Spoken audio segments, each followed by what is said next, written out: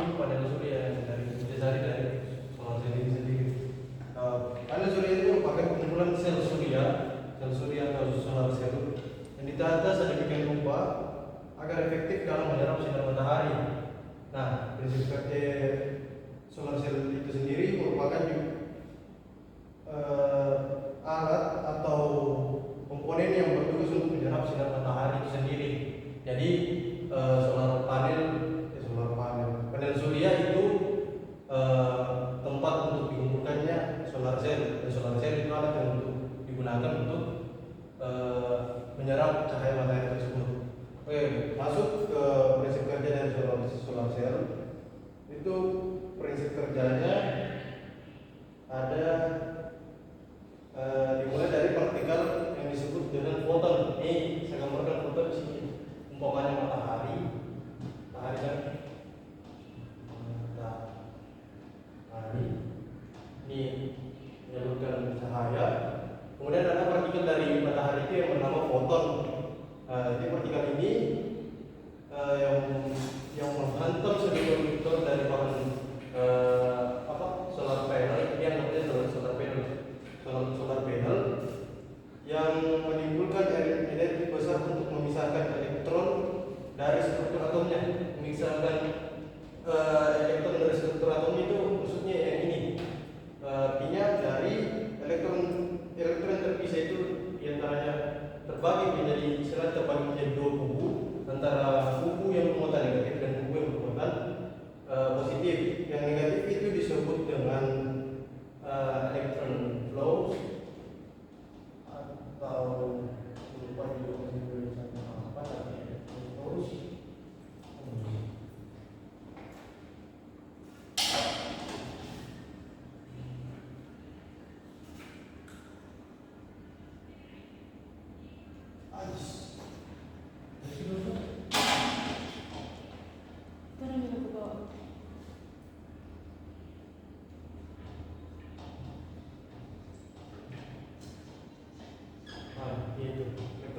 Dan yang bermuatan positif itu hanya hole yang saya malah ceritakan. Nah, lanjut, elektron yang terpisah itu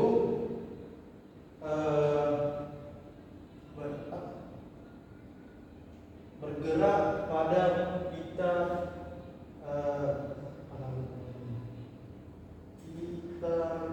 konduksi pada semikonduktor yang ada pada solar cell. Nah, itu kemudian bergerak, istilah yang tadi ini memisah, bergerak ke jauh yang menghasilkan muatan negatif dan positif. Oke, lanjut. Ya, ini kekosongan pada struktur di solar panel itu seperti tadi yang muatan positif. Kemudian lanjut pada contohnya, pada penyederhanaan dari prinsip kerja ini. Sederhananya, ketika solar cell menyerap cahaya, itu cahaya dari matahari, maka akan ada pergerakan antara elektron dari sisi positif dan sisi negatif yang ini saya maksud ada perpisahan. Kemudian menciptakan dari pergerakan yang memisahkan kedua elektron ini, menciptakan arus listrik sehingga dapat digunakan pada perangkat elektronik maupun perangkat listrik yang ada di sekitar kita. Saya rasa mungkin ini cukup untuk prinsip kerja solar cell. Semoga teman-teman bisa paham apa yang saya jelaskan barusan, dan terima kasih. Ya, assalamualaikum warahmatullahi wabarakatuh. Waalaikumsalam.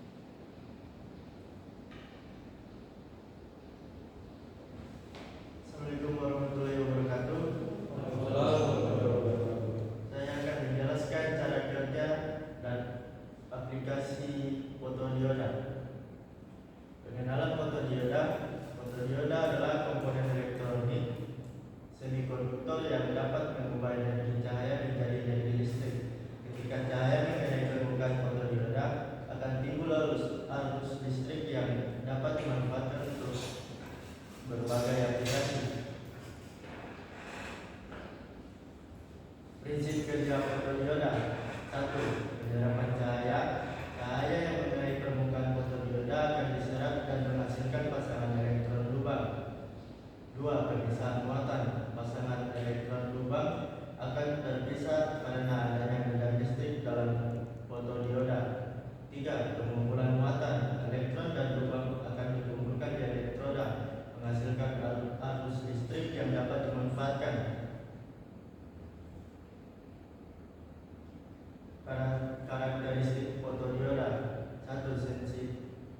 Sensitivitas. Kemampuan fotodioda untuk menghasilkan arus listrik yang sebanding dengan intensitas cahaya yang diterima. Kecepatan respon. Kemampuan fotodioda untuk menghasilkan output yang cepat terhadap perubahan intensitas cahaya. Luas spektral. Rentang panjang gelombang cahaya yang dapat dideteksi oleh fotodioda. Aplikasi fotodioda. 1. Detektor cahaya. Fotodioda dapat digunakan untuk mendeteksi keberadaan dan intensitas cahaya. 2. Sensor jarak. Fotodioda dapat digunakan dalam sensor jarak untuk mengukur jarak atau pergerakan objek.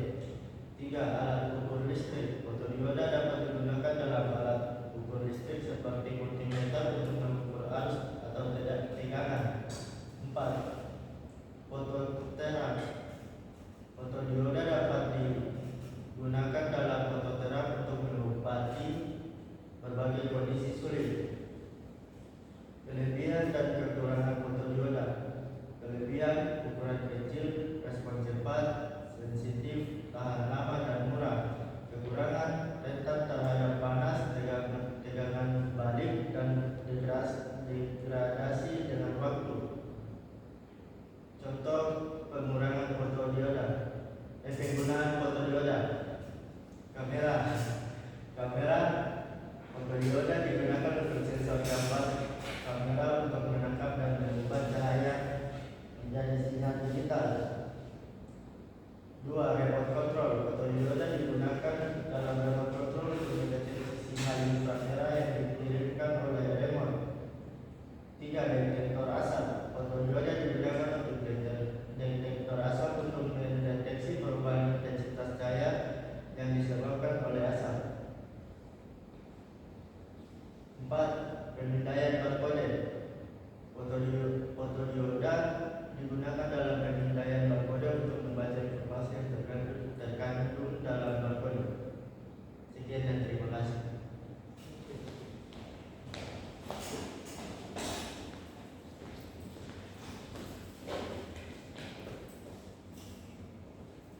Baik, Assalamualaikum warahmatullahi wabarakatuh. Perkenalkan, saya Muhammad Nasari dari kelas 1 CLK dengan NIM 3232304. Pada hari ini saya akan menjelaskan mengenai LED RGB. Dimulai dari definisi LED RGB sendiri. RGB adalah singkatan dari skema warna additif merah, hijau, dan biru. Cahaya warna-warni ini dibuat dengan menggabungkan berbagai corak. Beberapa lampu RGB memiliki bohlam merah, hijau, dan biru dengan kombinasi yang menghasilkan corak akhir. Yang lain menghasilkan corak menggunakan skema warna terprogram, bukan bohlam merah, hijau, dan biru yang sebenarnya. Anda dapat menonton video dan melihat cara kerja lampu RGB ini. Untuk mengenai kelebihan dari LED RGB itu sendiri, LED RGB tidak berkedip. Sebaliknya, lampu tersebut terus menyala, memastikan lampu outputnya konsisten setiap saat.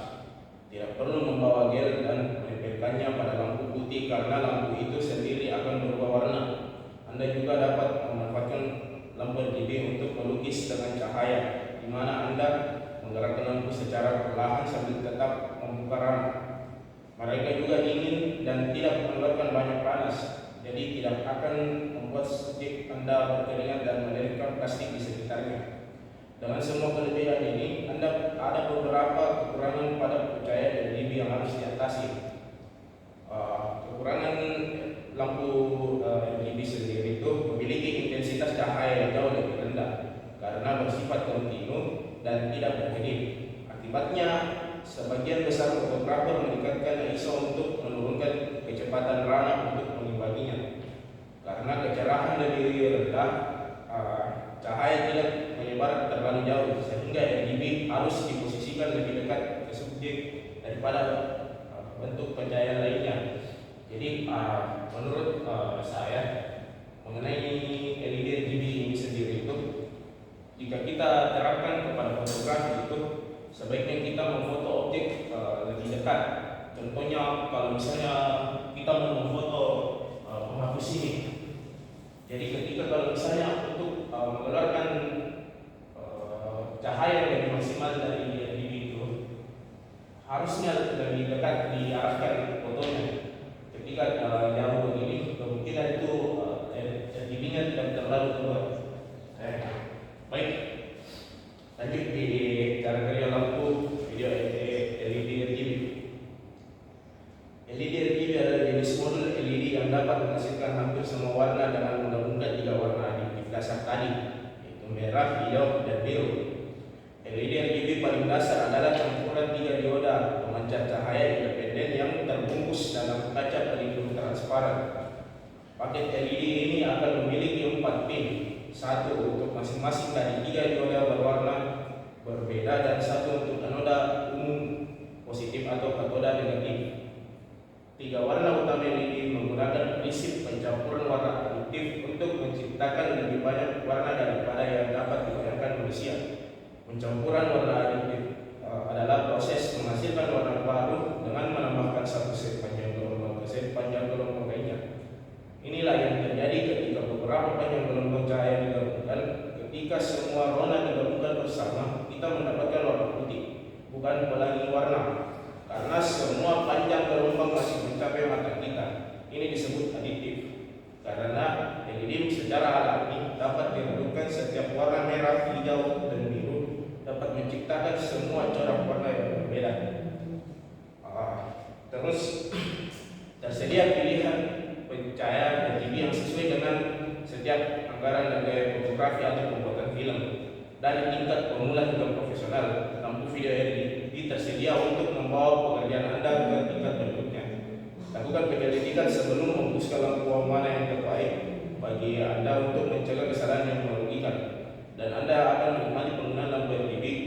Baru Anda akan pemotretan mendatang selama bertahun-tahun mendatang. Sekian telah hasil penjelasan dari saya. Sekian, assalamualaikum warahmatullahi wabarakatuh.